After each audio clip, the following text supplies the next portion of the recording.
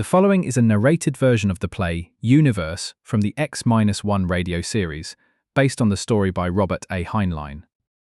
Imagine living your entire life in a place of cold steel and flickering lights. You've never seen a horizon. You've never felt the wind. To the people of the ship, Vanguard, the ship was the entire universe. They had a religion built around it, the faith. They believed the great designer created the ship for them to inhabit forever. To suggest there was an outside was heresy. Meet Hugh Hoyland. Hugh was curious, a dangerous trait in a world built on blind obedience. One day, while exploring the forbidden upper levels where the mutants, lived, Hugh was captured and was introduced to a mutant named Joe Jim. Joe Jim didn't care about heresy.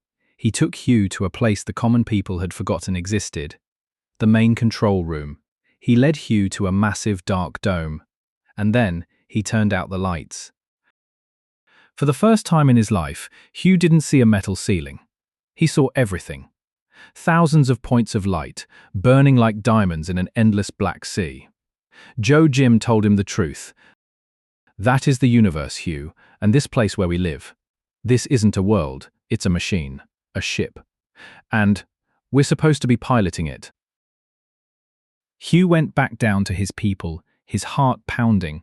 He needed to tell them. He tried to tell them. He shouted in their temples that they were drifting, that they were meant to reach a new sun, but they didn't care. They didn't want the stars, they wanted their walls. Hugh was called a blasphemer and was thrown into a cell to rot, but you can't unsee the stars. Hugh escaped and found his way back to the top. He and Joe Jim found an escape pod, a small seed from the giant dying metal tree of the Vanguard.